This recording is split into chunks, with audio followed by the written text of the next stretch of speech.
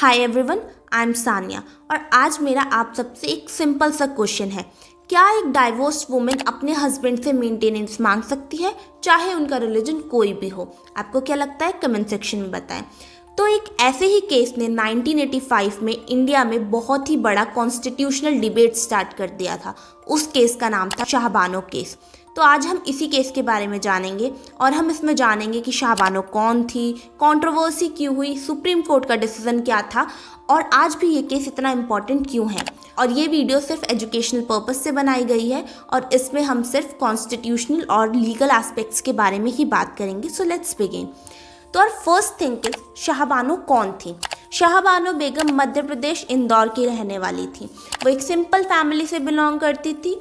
एक legal case की वजह से वो पूरे देश में जानी जाने लगी। 1985 के लैंडमार्क जजमेंट केस की वजह से उनका नाम हिस्ट्री में आ गया, जो कि सुप्रीम कोर्ट ने दिया था। हमने ये तो देख लिया शाहबानो बेगम थी कौन, पर अब हम ये देखते हैं कि उन्होंने केस फाइल क्यों किया, उसके पीछे का बैकग्राउंड क्या रहा है। शाहबानो बेगम की शादी 1932 में मोहम्मद अहमद खान से होती है। मोहम्मद अहमद खान इंदौर के एक वेल नोन लॉयर थे। उनकी शादी 40+ ईयर तक चली थी। 5 बच्चे थे, 3 लड़के और 2 लड़कियां। उसके बाद मोहम्मद अहमद खान ने दूसरी शादी कर ली थी, जिसके वजह से शाहबानो बेगम और मोहम्मद अहमद खान के बीच में बहुत सारे आर्ग्यूमेंट्स होने लगे, उनके बीच में बहुत डिफरेंसेस आने लगे। 1978 आते आते शाहबानो बेगम जब 62 ईयर्स की हुई, उनके हस्बैंड ने उन्हें डाइवोर्स दे दिया थ्रू ट्रिपल तलाक। उसके बाद उन्हें अपना घर छोड़ना पड़ा। अब हम ये देखते हैं आखिर उन्हें कोर्ट क्यों जाना पड़ा।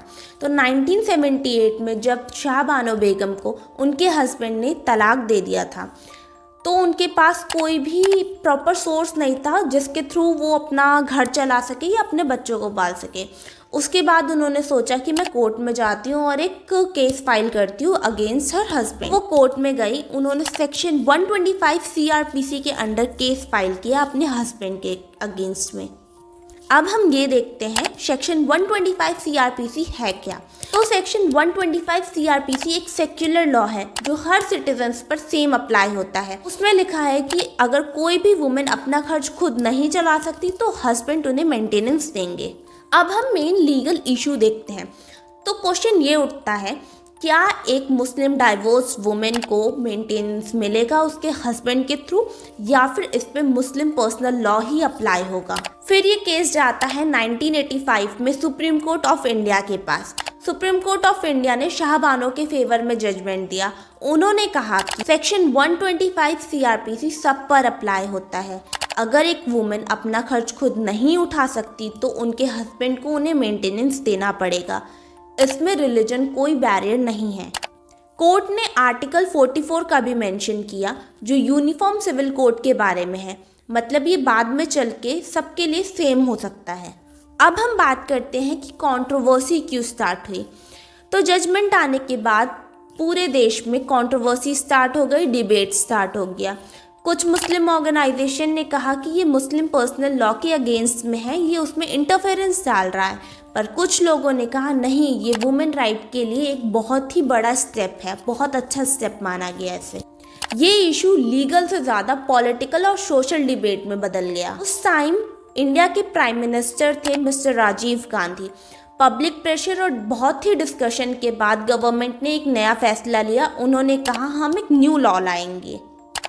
अब देखते हैं 1986 का नया लॉ क्या था। 1986 में पार्लियामेंट ने एक नया लॉ पास किया जिसका नाम था Muslim women protection of right and divorce act 1986। इस एक्ट के अकॉर्डिंग एक हस्बैंड की मेंटेनेंस देने की रिस्पॉन्सिबिलिटी सिर्फ इद्दत पीरियड तक होगी। अब हम ये देखते हैं इद्दत पीरियड क्या होता है। तो इद्दत पीरियड एक वेटिंग पीरियड होता है जो कि डाइवोर्स के बाद का पीरियड होता है। ये यूजुअली 3 मंथ का होता है या फिर 90 डेज का होता है। कुछ लोगों ने कहा कि इससे सुप्रीम कोर्ट का डिसीजन वीक हो गया है, पर सुप्रीम कोर्ट ने बाद में क्लैरिफाई किया कि नहीं, अगर एक वुमेन अपना मेंटेनेंस खुद नहीं कर सकती तो उसे एक फेयर प्रोविजन मिलेगा। ये सिर्फ इद्दत पीरियड तक लिमिटेड नहीं होगा। डिबेट यहीं ख़त्म नहीं हुई। तो अब हम ये देखते हैं कि आज भी ये केस इतना इम्पॉर्टेंट क्यों है। शाहबानो केस इम्पॉर्टेंट इसलिए है क्योंकि ये सवाल उठाता है secular law versus personal law पे कि कौन सा प्रायोरिटी में होगा, रिलीजियस फ्रीडम और जेंडर इक्वालिटी को कैसे बैलेंस करे, जुडिशरी और पार्लियामेंट का रोल क्या है। इस केस का यूनिफॉर्म सिविल कोड में भी बार बार डिस्कशन होता है। कॉम्पिटिटिव एग्जाम में भी इसे एक लैंडमार्क केस माना जाता है। अब आते हैं हम कंक्लूजन पे। तो शाहबानो केस सिर्फ एक इंडिविजुअल केस नहीं था, ये इंडियन डेमोक्रेसी का एक एग्जाम्पल था जहाँ कोर्ट, पार्लियामेंट, पब्लिक सब अपना रोल प्ले करते हैं। इस केस ने हमें सिखाया कि कॉन्स्टिट्यूशन के अंदर राइट, रिलीजन और लॉ के बीच में बैलेंस बनाना कितना इम्पोर्टेंट है। So that's it for this video. अगर आपको ये वीडियो हेल्पफुल लगी हो तो कमेंट सेक्शन में बताइए और ये भी बताइए कि नेक्स्ट केस हम कौन सा करें। So like, share and subscribe, follow for more such educational content.